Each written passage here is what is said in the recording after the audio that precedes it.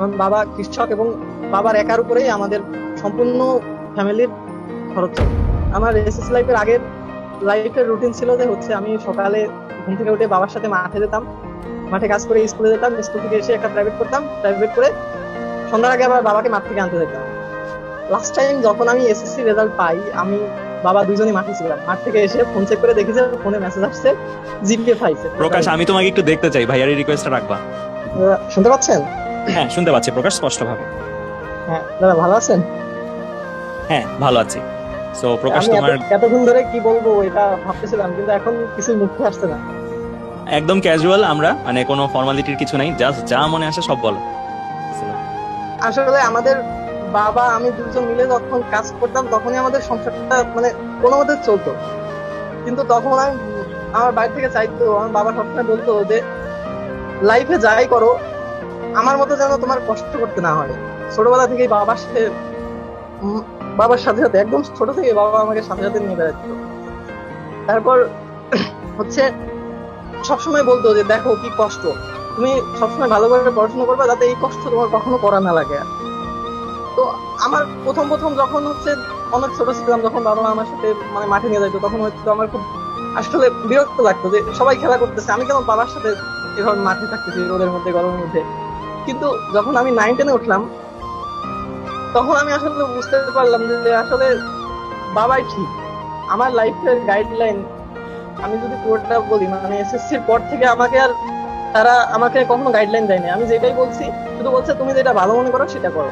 আমাকে এত সাপোর্ট করছে, বললাম যে প্রথমেই দুজন কাজ করে আমাদের ফ্যামিলি কোনোভাবে চলতো। তখন আমি বাবার কাছে আবদার করলাম যে আমি বাইরে পড়তে চাই, আমাকে জাস্ট তোমরা 2 বছর চালাই দাও, তারপর এই ইন্টারমিডিয়েটটা আমাকে পার করে দাও, তারপরে আমি আর তোমাদের কাছে কিছুই চাইবো না, বাকিটা আমি দেখে নেবো। তো ওই এসএসসি রেজাল্টের পর থেকে হচ্ছে এসএসসি তে আমাদের স্কুল থেকে টোটালি 2জন এ ক্লাস পাইছিল, তার মধ্যে আমি একজন আর আমার ফ্রেন্ড একজন। তো আমার উপরে এত পরিমাণ বিশ্বাস আসছিল যে সে এক কথায় রাজি হয়ে যায়। আমাদের মানে অনেকে সাজেস্ট করে যে বাইরে গেলে ছেলে নষ্ট হয়ে যাবে, পড়ালেখা করবে না, কিন্তু আমার উপর সম্পূর্ণ বিশ্বাস রেখে আমার যত কষ্ট করে হলেও খেয়ে খেয়ে আমি জানি আমাকে প্রত্যেক মাসে টাকা দিছে। হয়তো আমি যে ম্যাচে থাকছি মানে ভালো কেউ টাকা 1 তারিখের থেকে 2 তারিখ হয় নাই আমার টাকা আসতে। আমাকে বললাম আমার জন্য কোনো কষ্ট না হয়, তার জন্য পুরো কষ্টটা করছে আমার বাবা মা। ফাইনালি মানে আমার বাড়ি থেকে চাইতো যে আমি যে কোনো একটা জব করি। তো এসএসসির পর থেকেই আমি মানে ওই যে একদম কনসিস্টেন্টলি পড়াশোনা করে যেসব স্টুডেন্ট, ওই রকম ভাবে পড়াশোনা কখনো করতে পারিনি। আমি ঝিনাইদহ কেসি কলেজে ভর্তি হই, তারপরে থেকেই ওই যে গ্রামে এসএসসি পাস করলেই লম্বা চওড়া আছে একটু আর্মিতে ভর্তি হও। তো আমাকে ওই কথা বলে, আমি আর্মি মাঠেও করছি, আমি এয়ারফোর্সে পরীক্ষা দিছি, সৈনিকে আর্মিতে পরীক্ষা দিছি, আমার হয়নি চাকরি। কিন্তু আমাকে কখনো বলে নাই যে হচ্ছে বাড়িতে সবসময় সাপোর্ট দিচ্ছে যে হ্যাঁ হয় নাই সমস্যা নেই, তোমার জন্য ভালো কিছু আছে। লাস্ট টাইম আমার এটা মনে হইতো যে হয় না, এর কারণ হয়তো অনেক ভালো কিছু আছে। তার কারণ আমি প্রথম বছর যেবার আর্মিতে পরীক্ষা দিই সৈনিকের পদে, আমি 2022 সালে ঠিক আবারও আর্মিতেই পরীক্ষা দিই অফিসার পদে, এবং প্রিলিমিনারি পাস করে আইসিএসবি পরীক্ষা দিই। তারপর থেকে এইচএসসির আগে মানে আমি কোনো ঝিনাইদহ কেসি কলেজে স্যারদের কাছে প্রাইভেট করতাম, কোনো মাসে মনে হয় 12 দিনের 12 দিন আমি ক্লাস করতে পারি নাই। তার কারণ আমার বাড়ি আসতে হতো, বা অন্য কোথাও কোনো চাকরির ইন্টারভিউ থাকতো, অন্য কাজে বিজি থাকতাম। আমি পড়াশোনাটা মানে ঠিকঠাক ভাবে চালাই যেতে পারিনি।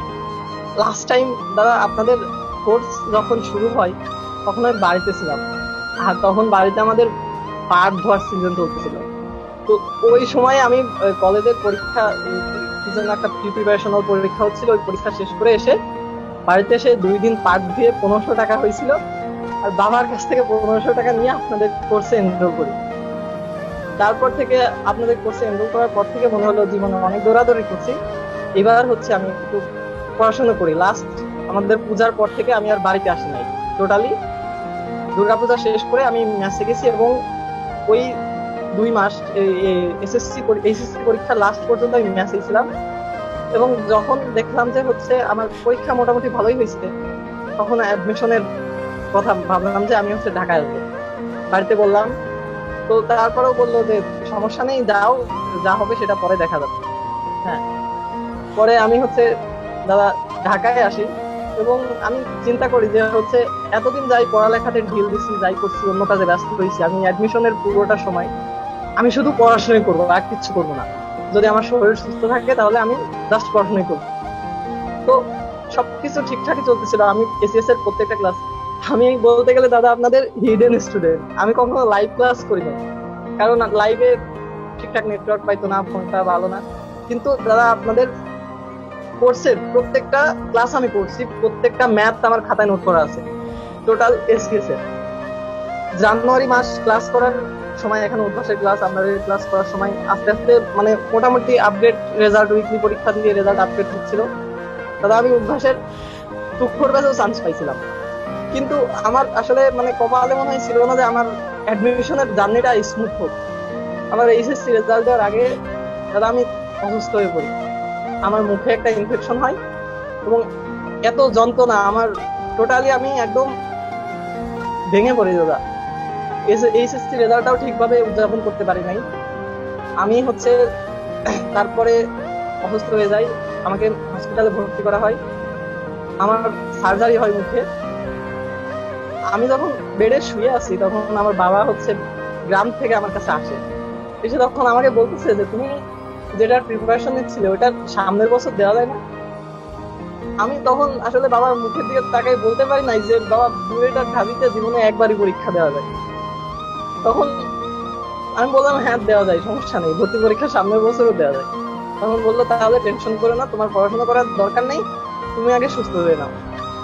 আমি তখন আসলে এত পরিমাণ ভেঙে পড়ছিলাম যে হয়তো সবকিছু শেষ।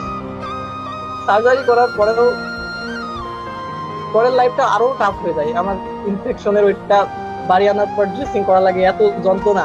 ডাক্তার আমাকে বলে পুরো 1 থেকে 1.5 মাস লাগবে পুরোপুরি সুস্থ হইতে, তার পর্যন্ত তোমাকে মানে বেড রেস্টে থাকতে হবে, বাইরে কোথাও যাওয়া যাবে না, ঘরের মধ্যে যাওয়া যাবে না।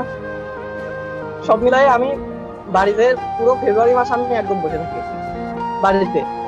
আপনাদের ক্লাস মাঝে মাঝে দেখতাম, কিন্তু ক্লাস করার মানে মন মানসিকতায় আসতো না, এত পরিমাণ ভেঙে পড়ছিলাম।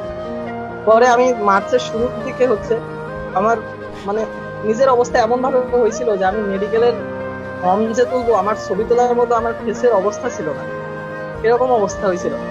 পরে আমি পুরাতন একটা ছবি দিয়ে মেডিকেলের জন্য মেডিকেল পরীক্ষার অ্যাপ্লিকেশন করি। পরে মার্চের শুরুর দিকে কোনো মতে সুস্থ হয়ে আমি মেডিকেলের পরীক্ষা দিই। মেডিকেলের আমার হয় নাই দাদা, কোনো মতে পাশ করছিলাম, 44 পাইছিলাম। তারপরে আমি এমআইএসটি পরীক্ষা দিই, তখনও আমি পড়ালেখা শুরু করি নাই, একদম মানে ওই আমার আগের রেশই কাটে নাই যে আমার পুরো এসিএস এর 1 মাসের ক্লাস বাকি। আগে প্রত্যেকদিন জানুয়ারিতে হচ্ছে আমি উদ্ভাসের একটা ডেইলি এক্সামও মিস দিই নাই, এক্সাম দিয়ে এসে র্যাঙ্ক চেক করতাম যে আমার র্যাঙ্ক কোথায়, আমার রেজাল্ট কি। কিন্তু আমি তখন ভাবতে পারছিলাম না যে আমি আমার 4টা উইকলি দেই নাই, আমি 1 মাস ক্লাস করি নাই, এসিএস এর এত ক্লাস বাকি, আমি কিভাবে কাম ব্যাক করবো। তখন অবিশ্বাস্য ভাবে দাদা আমার এমআইএসটি তে থার্ড কলে নাম চলে আসে, 1501তম। আমি আসলে বিশ্বাস করতে পারতেছিলাম না যে ওই তখন থেকে আমার কাম ব্যাক। আমি তখন থেকে সিদ্ধান্ত নেই যে না, আগে এসিএস এর ক্লাস করবো, যেভাবেই হোক আমাকে ফিরতে হবে। তো আমি ফেব্রুয়ারি চলে গেছে, মার্চ চলে গেছে, এপ্রিলে এসে আবার পুরোপুরি ক্লাস করা শুরু করি। প্রত্যেকটা ক্লাস ডাবল স্পিডে, 2.5 গুণ স্পিডে আপনাদের ক্লাস শেষ করি, প্রত্যেকটা ম্যাথ নোট করি।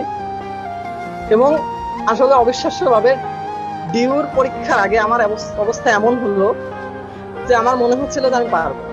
আমার মনে হচ্ছিল যে উদ্ভাসের পরীক্ষা দিয়ে, ওই মডেল টেস্ট দিয়ে আমার মনে হচ্ছিল যে সত্যি বলতে এমন কনফিডেন্স আসলো যে ডিউর পরীক্ষা আমার কাছে কিছুই না।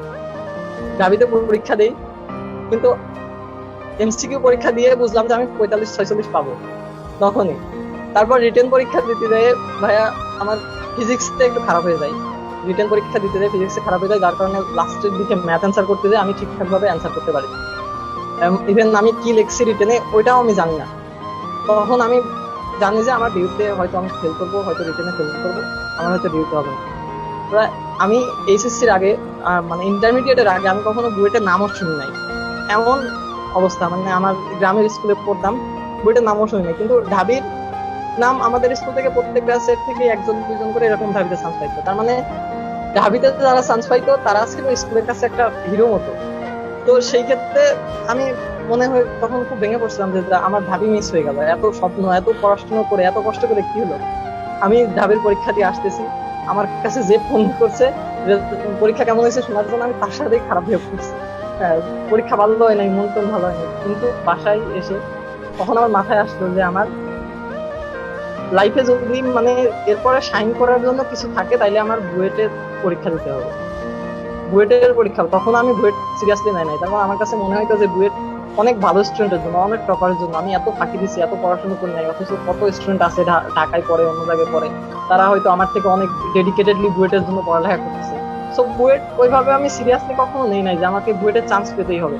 কিন্তু তখন আমার ওই 7 দিন ঢাবির পরীক্ষার পরে, ওই 7 দিন আমি বুয়েটের প্রিলির জন্য প্রিপারেশন নিই, এবং আমার বুয়েটের প্রিলিতে হয়ে যায়। তখন যে প্রিলির রেজাল্টের সময় আমার এক ফ্রেন্ড আমার বলে যে তোমার রেজাল্ট দিচ্ছে প্রিলিতে, এবং তখন আমি একটা রেজাল্ট ডাউনলোড দিয়ে সার্চ দিয়ে দেখি যে আসে নাই। আমি প্রথম শিফটে পরীক্ষা দিচ্ছিলাম আর ওইটা শিফট হচ্ছে দ্বিতীয় শিফটের রেজাল্ট। তখন তো একবার ছেঁকা খাইলাম বড় ধরনের, যে দ্বিতীয় শিফটের রেজাল্ট তখনও দেখি নাই যে ওটা দ্বিতীয় শিফটের রেজাল্ট। পরে আমার মনে হইলো আসলে রেজাল্ট পরীক্ষা তো দুইবার হয়েছে, তখন প্রথম শিফটের রেজাল্ট দেখি যে চলে আসছে। পরে রাজশাহীতে পরীক্ষা দিলাম, জিএসটি তে পরীক্ষা দিলাম, এবং ঢাবির রেজাল্ট দিল। ঢাবির রেজাল্টটাতে এত আনবিলিভেবল ছিল, দাদা আমি 2টা ম্যাথ করছিলাম মাত্র, আর আমি ম্যাথে ওই 5ই পাইছি, এবং আমার র্যাঙ্ক যে এমন, আমি ভাবছি আমি তো ফেল করবো, কিন্তু আমার ঢাবির রেজাল্টের খুশিতে আমি আর পড়াশোনা করি নাই টোটাল বুয়েটের জন্য। কিন্তু তখন আমি সঞ্জয় দাদার মেসেজ প্রকাশের ঢাবিতে র্যাঙ্ক কত ছিল? ঢাবিতে 543তম। মাশাআল্লাহ, আমি অসাধারণ। ম্যাথে ফেল করবো, আমি ম্যাথে কি অ্যান্সার করছি আমি নিজেও জানি না, জাস্ট লাস্ট কয়েক মিনিটে ম্যাথের জন্য চোখ বন্ধ করে যা মনে হচ্ছে ওইভাবে অ্যান্সার করে দিয়ে আসছি। কিন্তু ঢাবির রেজাল্টের খুশিতে আমি পরে আর পড়ালেখা করি নাই। পরে সঞ্জয় দাদারে রেজাল্ট জানাইছি, অভিদাদারে রেজাল্ট জানাইছি, অভিদাদা বলে তোমার বুয়েটেই হয়ে যাবে। তখন আমার একটু ভয় করতেছিল আসলে রেজাল্ট কেন জানাইলাম, এরপর যদি বুয়েটে না হয়।